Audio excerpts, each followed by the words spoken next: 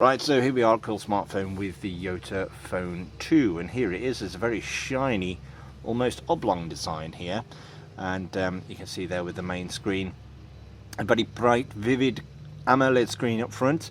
You've got the earpiece there, you can just see at the top with the camera at the top there too, and on the back likewise you've got another camera, this time with a flash, and you can see that rear panel. You can see it really close up there. I'll just show you it. This is in direct daylight, and you can see how it's molded very well into the rear panel of the phone, and it doesn't really stick out or feel like a different part of the phone. It's molded beautifully into the rear panel there.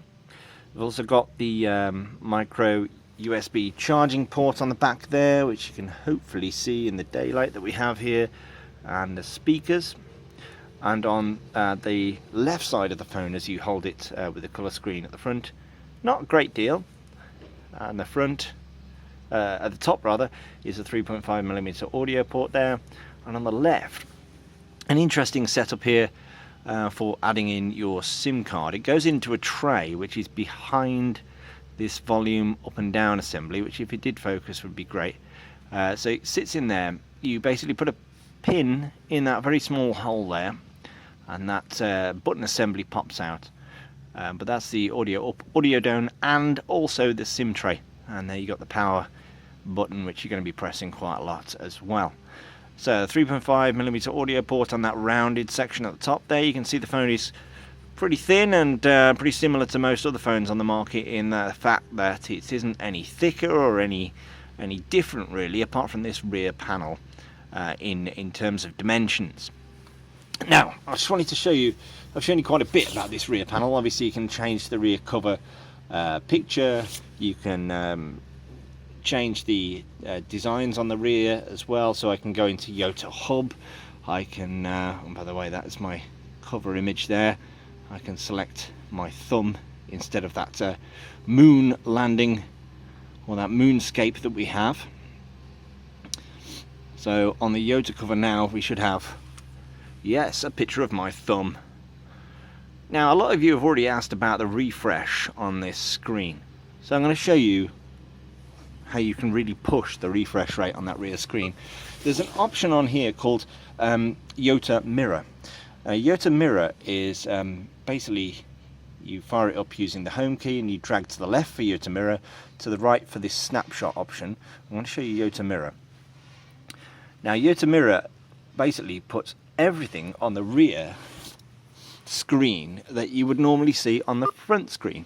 So now you can see a very grayscale representation of what I normally see on the front. So I'm really going to push it now. We're going to go into YouTube, which is just an insane thing to do with a screen of this type.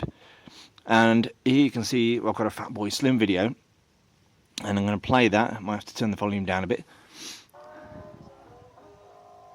And we'll put this on full screen.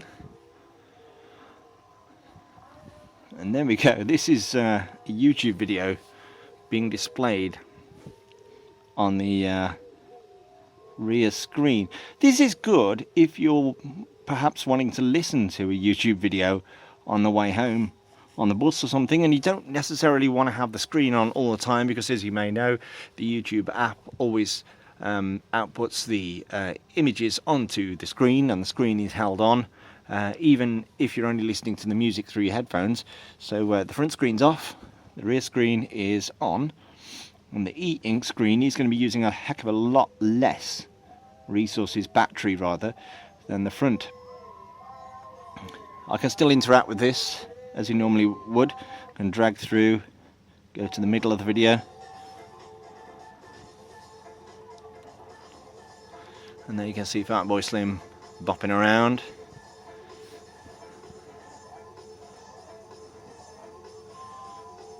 Obviously the refresh isn't quite as good as the colour AMOLED screen, but you can see just how well it copes considering.